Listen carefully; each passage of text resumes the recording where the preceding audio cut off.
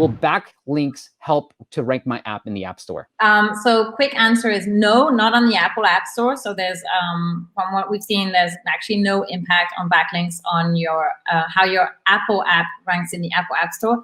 On Google, yes. So it is recommended to have like backlinks to help your app rank in the store. But the impact is so indirect. There's so many other things that you can do that will require much less effort and have much bigger impact than the backlinks, because it's not just about having like thousands of backlinks linking to your app. Google is much smarter than that. What he looks into is who is linking to your app and what is the, they call it the rank power of that page. And so, you know, you need to actually really do it seriously, ask these big blogs and big app blogs that have this high rank power to reference your app. And so that takes a lot of time. And so, you know, especially if you have a small team, I think there's a lot more you can do on Google that's much more straightforward, much more within your control, and that has a much higher impact immediately. Such as, Mel? Of course. Well, there's a whole keyword optimization. So, you know, making sure that you're targeting the right keywords, making sure that you have the right density of those keywords. So I'm really talking for Google right here. So density means that you are repeating the keywords you want to focus on across your title, your short description, and your description. So if you have like this real keyword that you want to target and you just have it in your title, well, that's a shame. You're missing out on opportunity, because the idea is that the more you repeat keywords across those sections on Google, the more they'll have a weight. On Apple, it's quite different. So it's really about putting the right keywords in the right areas. You don't need to repeat them, but you do need to know that the keywords that you put in your title will have more weight than those in the subtitle and then than those in the keyword field.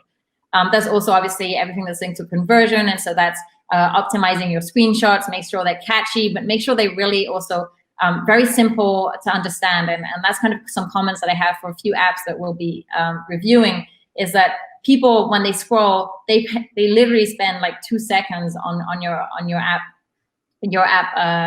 preview. And so you really want to make your screenshots stand out and make them very catchy and very easy to understand in just one glance. People don't need to like, you know, focus, concentrate, and then understand what the screenshot is about, because then they're just going to keep scrolling and they're not going to stop on your app. I know we talked a lot about the webinar we did with the app follow back in the day with keyword density. And I asked you then, and I'll ask you again if you've seen any changes, like what is the right amount of keyword density we should have in our long description? And does it impact, should we just be focused on the long description, or should we be worried about keyword density in the title and the short description as well? Yeah, so for sure. So obviously, whatever I say here, the first rule is always that it has to be, you know, natural language. It has to look nice, and you can't go into keyword stuffing. And so typically, yes, it's really interesting to repeat a keyword in your title, also in your short description, and then again in your description, because title and short description do have like a higher weight. And so, you know, if you were repeat that keyword across all 3 fields, that's really giving a strong message to Google that this is an important keyword. But on the other hand, you can't do that for all keywords, because then you just, you know, you can't just repeat your title in your short description and have exactly the same keywords there. That's just weird, and it's not going to be, like, in terms of conversion, that's not going to have a very positive impact. And then regarding the description itself, well, we are often asked, like, how long should my description be? And my answer is more like focus on density rather than length for the description. And so by that, I mean, so we have this little tool in AppTweak where it very easily, and there's also a free tool for those who aren't on AppTweak. There's a free tool. If you go to AppTweak free tools, there's a density calculator there.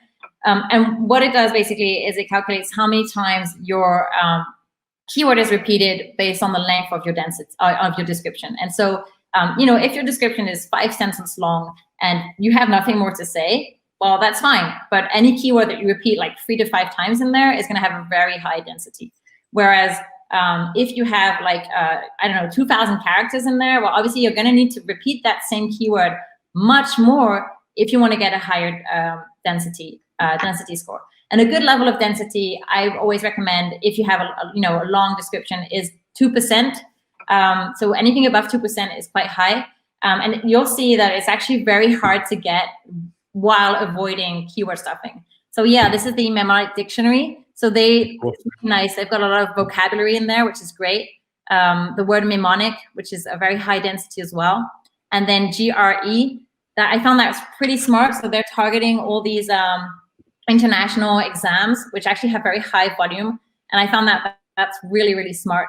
And I think that in their short description, they have all these exams names in there, but I think they're missing one. There's like the TOEFL one, which I think is they put it in the description, but they didn't put it in the short description. I found that was kind of a shame because it's also high volume and because they still have space in that short description for those extra 5 characters. So I was, that's already a tip there to add that TOEFL. Does revenue have impact on keyword rankings in iOS App Store? Wow, that's a interesting question. I really don't think so. So that's definitely something we have never tested. But honestly, I really don't think so. I work a lot with huge game clients, and their major issue is how do they keep their app in top ranked positions. These guys are making tons of money. They're always #1 in the grossing rank. So obviously your revenue will impact how you rank in the grossing top charts. But otherwise on keywords, there's no impact. And these games I work with that are always in the top grossing, they're always challenged on these top keywords that they have by people that are copying their apps, or people that are doing similar things, or people that are stealing their keywords, doing apps that explicitly target the same keywords as they do. And these guys sometimes get above them. And so I'd say definitely the downloads do have an impact. So especially download velocity. So that means if you launch an app and it's having a high level of downloads very quickly, that definitely is a big driver for a good keyword ranking. But revenue, no. Yeah, I was going to say the same thing. If you were going to say that, download velocity, I feel like it's a lot more important than the revenue side. How much time will it take for a new app to start ranking on low volume relevant keywords? Right, that's good question. Actually, it can take no time at all. So, well, typically, if you have a very niche keyword, I'm thinking of that app Mnemonic. I don't know how to pronounce that name, but I mean, that is such a very niche keyword that it's very low volume keyword. So I looked up the word mnemonic, and there's no volume there, but there's also no competition, and so it's very easy to rank there. So if you have a new brand name that doesn't exist, well, you'll probably rank #1 on your brand name, which is cool. But your brand, if it's a new brand, it doesn't have any traffic.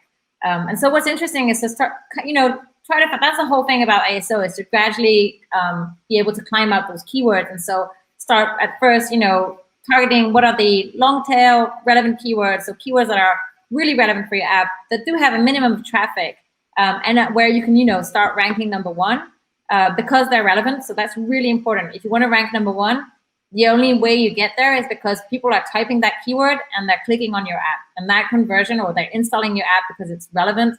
It's really your app answers to their search. That is the #1 factor of keyword ranking. And then how do you get from that stage to targeting more higher volume keywords? Well, again, if you target lots of these long tail keywords and you're getting the #1 and you're kind of driving more and more traffic to your app, and this is where, again, there's not just ASO, there's paid. If you get marketing campaigns to drive traffic to your app, that is going to give your app more power to then target higher volume keywords. And that's how you gradually climb up that ladder of being able to target high volume keywords and actually getting a high rank there.